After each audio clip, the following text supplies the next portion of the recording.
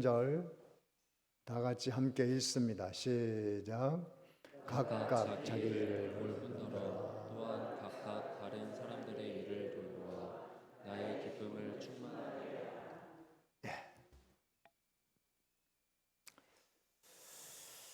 우리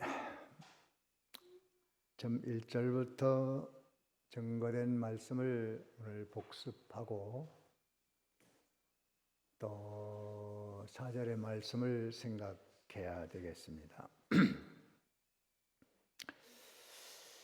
1절을 우리 다 같이 한번 다시 읽어봅니다. 1절 시작.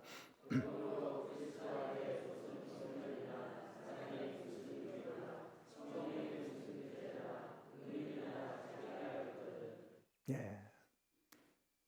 이제 그리스도 안에 들어온다는 것은 예수를 믿고 하나님과 연합된 생명을 받고 신분은 하나님의 자녀가 되었고 천국 시민이 되었습니다. 성령이 그 안에 있고 또 진리가 그 속에 있는 사람들입니다.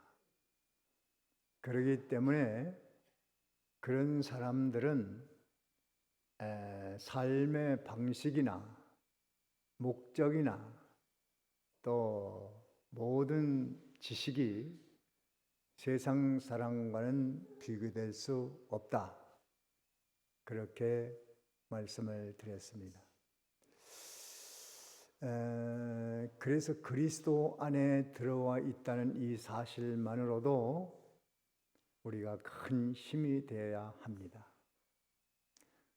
한 주간 힘을 잃었다가도 주의 날에 와서 그리스도 안에, 주 안에 하나님의 은혜 이런 말만 들어도 우리가 힘을 얻고 나아가서 현실에 가서 힘차게 살아가야만 되는 것입니다.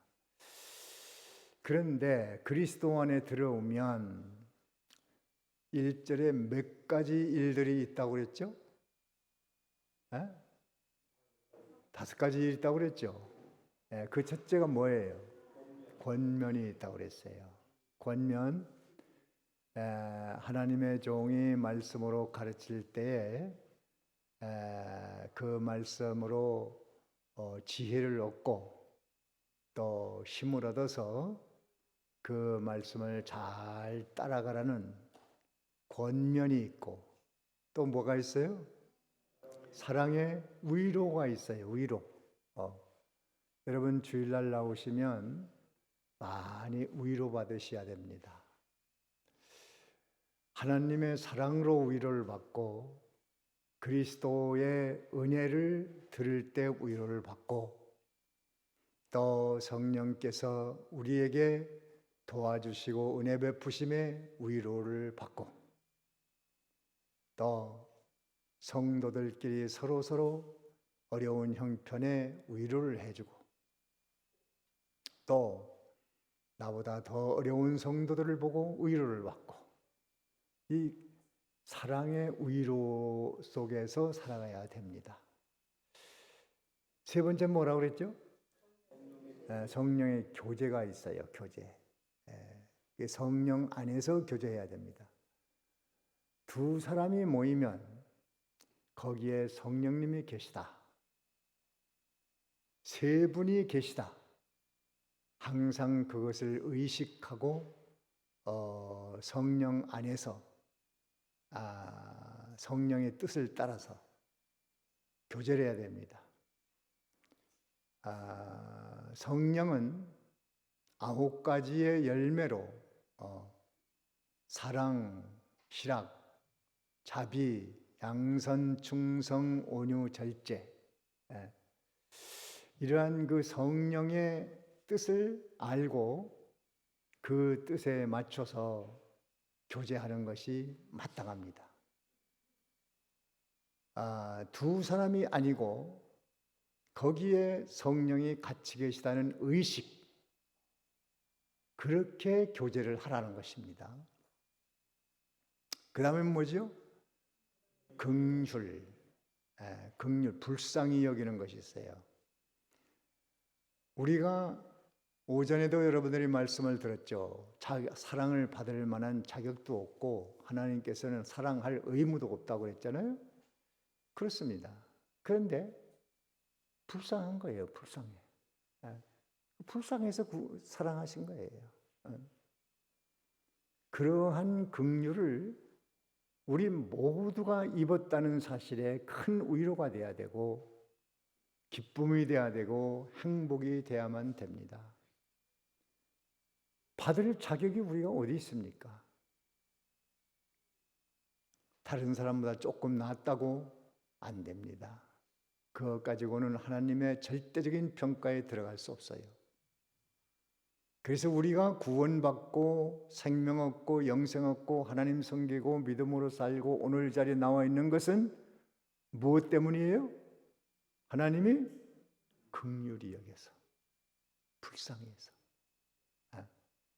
그렇다면 우리도 나에게 손해준 사람도 불쌍히 여기고 나에게 힘들게 하는 사람도 불쌍히 여기고 핍박하고 또 여러 가지 해를 끼치는 사람도 인생이 뭔지를 몰라서 그러니까, 사람 사는 것이 무엇인지 몰라서 그러니까 불쌍하다.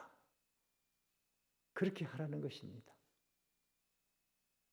그리고 마지막에 뭐예요? 자비. 이거는 큰 사랑입니다. 또 너그러운 마음이에요. 부모가 자식을 사랑하는 마음입니다. 하나님의 자비는 무한하고 영원합니다. 그 사랑을 입고 자비를 입었으니 우리도 그렇게 하자. 그래서 그리스도 안에 들어오면 이 5가지가 있고, 자, 그런 역사가 일어날 때 어떻게 하라고 했는고 하니 2절의 말씀은 한 마음, 한 뜻, 또 같은 사랑으로 하라는 거예요. 교회가 복잡해지고 분쟁이 일어나고 문제가 생기는 것들은 교회 안에 5가지 일이 일어날 때 자기 마음을 가지기 때문에 그래요. 한 마음이 아니, 한 마음.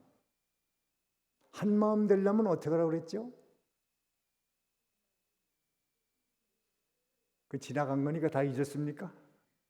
한 마음 되려면 어떻게 해야 돼요? 누구 마음을 품으라고 그랬어요? 그리스도 예수의 마음을 품으라.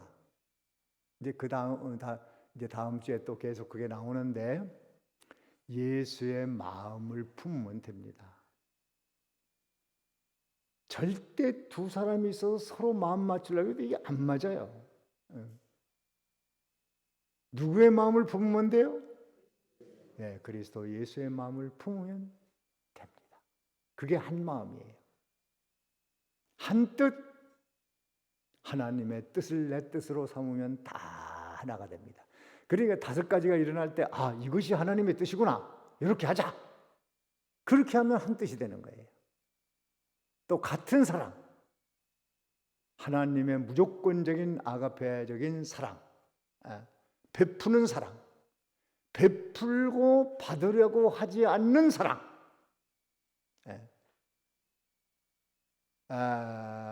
같은 사랑. 같은 사랑이 어떻게 하는 사랑이에요? 베풀고 받으려 하는 마음이 없는 사랑이에요. 그냥 주는 걸로 끝나는 거예요. 하나님이 그렇게 하셨고 부모가 자식에게 그렇게 합니다.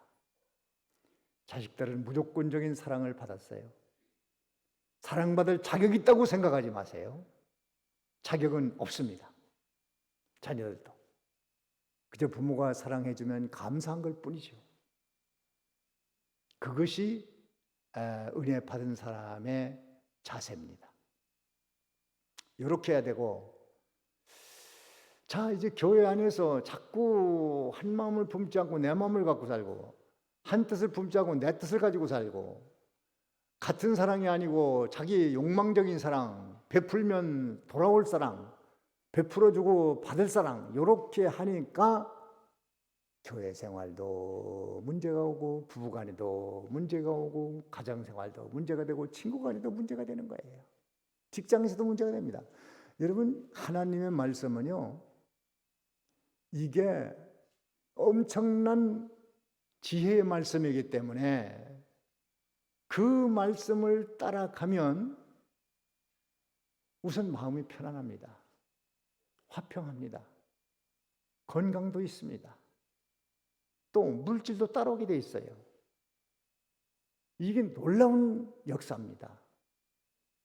그걸 우리가 제대로 못해서 그렇지, 그렇게만 하면, 아니 하나님이 우리에게 하라고 했는데 아니 하나님이 책임을 안 지겠어요? 생각을 해보세요.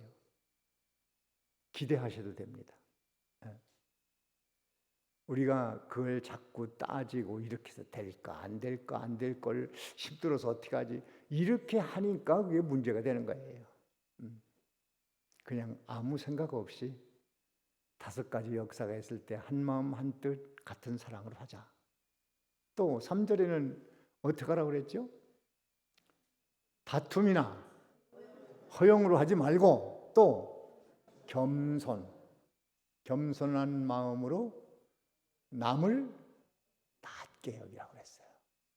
남을 낮게. 이게 다 지혜예요, 지혜. 삶의 지혜. 이렇게 하면 대단한 사람이 되는 거예요. 교회 안에서 5가지 역사가 일어날 때 서로 다툼. 왜 다툼이 일어날까? 제 생각대로 하니까 그래요.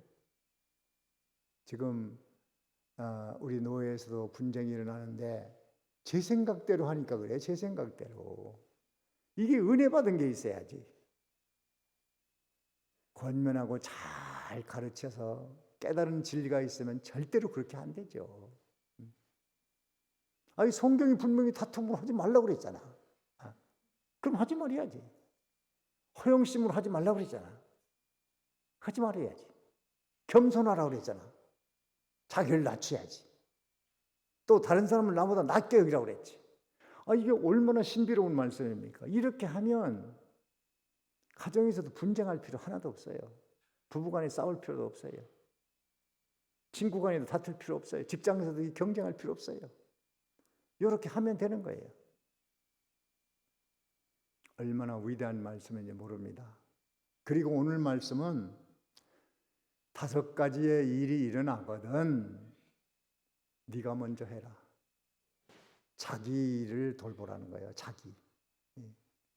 이거는 우리 교리적으로 말하면 자기 건설 구원을 잘 이루라는 말이고, 자기가 먼저 솔선해서 행하라는 얘기고, 그 다음에 다른 사람의 일을 돌보라는 거예요. 자기는 못하면서 안 하면서 다른 사람 돌보려고 하면 되겠습니까? 내가 건강해야, 내가 잘해야, 산모가 건강해야 아기가 건강합니다. 먼저 산모가 잘 먹고 적당히 휴식하고 움직이고 건강해야 태아의 생명이 건강하지 않겠어요? 아무리 태아의 생명을 건강하게 하려고 해도 엄마가 제대로 안 하면 그 아이가 건강할 수가 없어요. 먼저 엄마가 건강해야죠. 그래서 자기 자신이 먼저 몇 가지를 해야 돼요? 5가지를 솔선해서 행하라. 권면. 하나님 말씀 교육자가 가르칠 때 그 말씀으로 내가 오늘 깨달았다. 은혜 받았다. 깨닫는 것이 은혜 받는 거예요. 깨달았다. 은혜 받았다. 그렇지. 이렇게 살아야지. 내가 먼저 가서 그 일을 행하는 자가 되라. 권면할 때. 그래서 교인이라면 교육자가 권면할 때 온전히 아멘 예하고 따라가야 됩니다. 부부싸움을 하다가도 교육자가 권면해서 그렇게 하지 말라고 가르치면은 예 하고 사과하고 서로 용서를 빌고 화해를 하고 그렇게 해야지. 교역자의 권면을 안 들으면 그건 끝이에요. 끝. 어떻게 할 수가 없어요. 교인 간에도 다툼이 있어도 이 재판장으로 가지 말라고 그랬어요. 다 교회에서 해결하라는 거예요. 교역자가 잘 권면하면 그대로 들어야 됩니다. 제가 목회하면서도 조금 다툼이 있어서 제가 두 분에게 어떻게 하라고 얘기한 것도 있습니다. 그런데 잘 순종한 분이 있어요, 여기에. 그런데 어떤 분 내가 그 집사님 그렇게 뭐한데 그 집사님이 참으시고 용서해야 되지 않습니까? 그랬더니 발끈하더라고요. 목사님은 맨날 나보고만 참으라고 그런다고. 나만 손해보고 살란 말이냐고. 나 그렇게 못해요. 그래서 내가 그래요? 그럼 뭐 할 수 없죠. 근데 그렇게 넘어갔는데 다 잃었어요. 다. 교육자 말을 안 들으니까. 나는 그때 두 분이 다툼이 있어서 가만히 생각을 하니까 누가 잘못했는지 알겠더라고. 근데 잘못한 사람에게 당연히 잘못했어. 이거 고쳐. 그렇게 해서는 고쳐지지 않아요. 저는 누가 잘못하고 잘하고 간에 누가 더 믿음이 있을까? 그 믿음 있는 사람 보고 양보하고 관용을 베풀려고 한 거예요. 그러니까 그분에게는 좀 불공평하다고 할지 모르지. 내가 잘못한 게 없는데 당신이 참으라고 하니까. 나는 조금이라도 연조가 있고 더 깨달음이 있고 믿음이 있으니까 그쪽에다가 권하는 것이 맞겠다 싶어서 했는데 안 들었어요. 그러니까 안 들으면 끝나는 거예요. 더 이상 어떻게 할 수가 없어요. 결단 났죠. 그러니까 그 권면이 있을 때 잘 따라가야 돼요. 여기 그 우리 문답지에 보면은 공부하신 분들 좀 기억할 거예요. 45분에 보면 참된 교회의 증표가 있어요. 여러분 그 문답지 가끔 읽고 외워보세요. 모든 신앙생활의 원리, 설교의 원리, 지금까지 목회한 원리 내용이 다 거기 들어있어요. 그거 가지고 목회한 겁니다, 사실. 생각나시는 분들 한번 말해보세요. 참된 교회 증표가 몇 가지라고 그랬어요? 3가지죠. 첫째가 뭐예요? 하나님의 말씀을 참되게 가르쳐야지. 둘째는 성례를 행하라고 그러지. 잘들 기억하시네요. 3번째는 권증이 있다고 했어요. 권증. 이게 참된 교회의 증표예요. 그래서 하나님 말씀으로 잘 가르칠 수 있어야 돼요, 교역자가. 무엇보다도 기본적인 교리, 구원의 도리, 예수 믿으면 구원받는다는 이 도리가 어떻게 해서 그렇게 되는가? 이거를 이런 면으로 저런 면으로 이렇게 저렇게 자꾸 가르쳐서 구원에 대한 확신과 뜨거움과 감사와 기쁨과 행복과 또 넘치는 힘을 가지고 나아가서 행동으로 믿음으로 살아갈 수 있도록. 간단해요. 요거예요. 이게 다예요. 이게 다. 그 권면할 때에 잘 듣고 아멘으로 받고 순종을 해야 됩니다. 그리고 성례를 행해야 돼요. 그리고 잘못할 때 권징, 징계 이게 있어요. 교회는 그게 없으면 안 됩니다. 우리 교회도 권징을 한 일이 있습니다. 제가 수찬정지 시킨 사람이 있어요. 이 권징의 과정은 교역자가 가르칩니다. 권면합니다. 그래도 잘 안 듣는다. 그러면 증인 2-3 데리고 가서 또 권면을 합니다. 그래도 안 들어. 그러면 3번째는 교회에다 광고라는 거예요. 아무개는 목사가 가르쳐도 또 증인들을 세워서 가르쳐도 듣질 않으니 교회 광고를 해서 이런 사람들의 영향을 받지 않도록 하고, 또 그렇게 한 사람은 크게 돌이키고 바로 서라는 광고를 합니다. 그래도 안 듣는다. 그러면 수찬정지, 면직, 그 다음에 제명, 출교까지 합니다. 그런 과정이 살아있어요. 다 법이. 그렇게 해야 됩니다. 교회는. 그래야 깨끗한 거예요. 출교를 해도 안 듣는다. 그러면서 교회에 속을 썩인다. 그러면 이제 세상 법정에 맡길 수밖에 없어요. 그 단계까지 가면 안 되지만 징계 과정을 통해서 회개해야 됩니다. 그러면 땅에서 매면 하늘에서도 매고, 땅에서 풀면 하늘에서도 풀려요. 그게 교회에서 이런 절차를 따라 하면 그대로 된다는 거예요. 아마 지금 분쟁이 일어나는 교회도 이 과정을 밟아야 될 거예요. 지금 아마 그 과정을 밟는 과정이 있는 줄 아는데, 또 손양 목사가 지금 많이 큰 역할을 해야 될 것 같은데, 참 불행한 일이죠. 좀 다른 목사님들 목회하는데도 지장을 주고 어렵잖아요. 그걸 다 수습을 하려니까.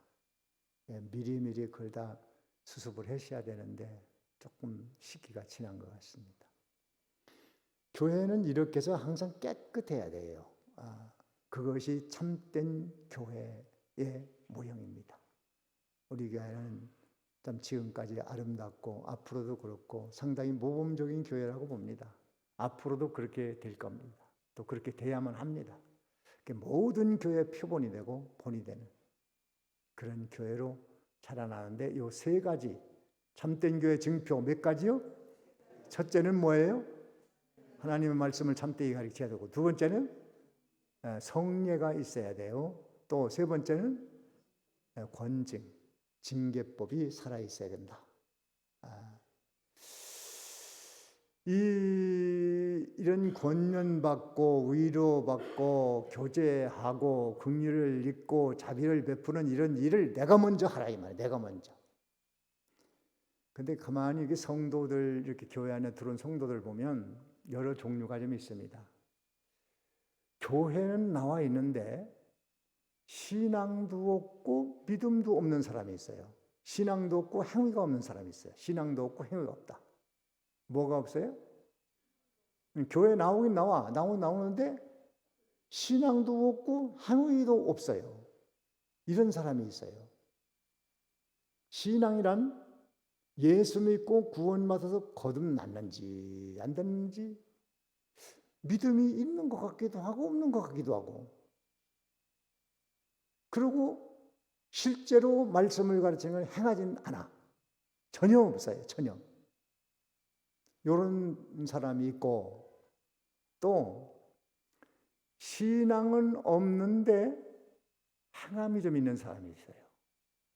이건 어떤 사람이냐면 율법주의, 도덕주의, 또 유교 교육 받은 사람들, 또 유대교, 이런 사람들이 예수를 믿어서 거듭난 건 없는데 윤리적으로, 율법적으로 행해요. 그러면서 믿음이 있는 줄을 알아요. 그건 믿음이 아닙니다. 그거는 하나님과는 관계없는, 신앙이 없는 그 은혜에서는 제외된 사람이에요. 그런데 그런 사람이 있다고, 실제. 뭐 교회 나오니까 뭐 성도들도 나보다 못하더라, 교인들도 나보다 못하더라, 자기는 뭐 유교에서 교육을 받고 뭐 명심보감을 하고 뭘 하고 뭐라고 해서 많은데 뭐 교인들은 그런 것도 못하네.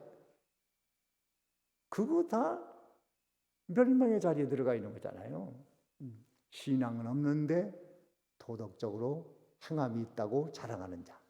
또 신앙은 있는데 행함이 없는 사람이 있어요. 뭐는 있는데? 신앙. 다시 말하면 예수 믿어 중생한 건 확실한데, 중생은 확실해. 가만히 보면 중생은 했는데 행함은 전혀 없어요. 그냥 교회만 왔다 갔다 왔다 갔다 하는 거예요. 그게 믿음의 행위인 줄 알아요? 아닙니다. 지금 몇 가지 했나요, 그러면? 제가 쟀어요? 첫째는 뭐예요? 행함도 믿음도 없는 교인. 교인은 교인이에요. 또 교회 나오니까. 또 두 번째는 행함은 없고, 신앙은 없고 행함을 자랑하는 자. 율법주의. 또 그 다음에 신앙은 있어서 중생은 했는데 뭐가 없어요? 행함이 없는 자 있고. 또 하나가 있는데 신앙도 있고 행위도 있는 자예요. 바로 예수 믿어서 거듭난 신앙을 가졌고, 그리고 은혜 받은 대로 가르치는 대로 권면하는 대로 예하고 순종하고 따라가고, 그런 사람이 참 아름다운 사람이에요. 우리 교회에서도 좀 손해 보면서도 당신이 좀 참는 게 좋겠습니다. 그때 용서하고 나가십시오. 그래서 하고 간 사람은 복을 받았어요. 우리 교인이기 때문에 내가 누구라고 말하지는 않겠어요. 근데 여기 있어요. 복을 받거든요. 복을 받아. 많은 손해를 보고도 참고 나갔거든. 복을 받거든. 자, 그래서 이 네 종류 중에 몇 번째로 가야 되겠어요? 네 번째 뭐예요? 신앙도 있고 행위도 있는 자.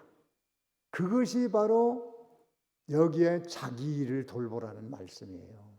자기 일. 네가 먼저 행하라. 네가 먼저 행해서 영적으로 건강하고 온전해야 다른 사람의 일도 잘 돌볼 수 있다. 그렇게 하라는 것이지요. 그렇게 하면 바울이 감옥에서 참 내가 기쁘겠다. 너희들이 그렇게 하면 내가 너무 기쁘겠다. 그러면 하나님이 기뻐하시고, 하나님이 기뻐하시니 그 기쁨이 내게 돌아오고, 나의 행복으로 돌아오고, 축복으로 돌아오고, 은혜로 돌아오고. 그래서 교회 안에 권면이나 위로나 교제나 긍휼, 자비 등등 있을 때 내가 먼저 하나님 말씀 받았으니까 내가 먼저 순종해야지. 내가 먼저 그리스도의 사랑을 받았으니 내가 그 사랑으로 성도를 위로해야지. 자기도 힘들지만, 나도 힘들지만 나보다 더 힘든 사람, 또 그런 사람들을 내가 위로하면서 살아야지. 이렇게 내가 먼저 하란 말이에요. 성도 간의 교제, 성령 안에서 내가 먼저 성령이 내게 계시고 저 사람에게도 계시고 성령이 여기 계시니 그분 앞에 조심하면서 교제를 해야 되겠다. 이렇게 교제하는 그 아름다운 교제를 내가 먼저 하고, 또 불쌍히 여기는 마음 내가 먼저 하고, 자비를 베푸는 마음, 큰 사랑을 베푸는 마음 내가 먼저 해서 내 구원을 잘 이루어 놓으면 내가 건강하니까 다른 사람을 돌볼 수도 있다. 이렇게 해서 바울을 기쁘게, 하나님을 기쁘게 이렇게 해 놓으면 그 하나님 기뻐하시는 그것이 어디로 가겠습니까? 나의 삶의 모든 삶에 미쳐서 내 심령이 평안하고 또 건강하고 행복하고 만족하고 기쁘고 이렇게 되는 것이니까 늘 하나님의 말씀으로 권면할 때 그 말씀을 잘 따라감으로 말미암아 내 영적으로 건강하고 심령이 건강하고 육체가 건강해서 다른 사람을 돌봄으로 우리 모두가 행복하게 사는 여러분이 되어지기를 바랍니다. 여기까지 하겠습니다.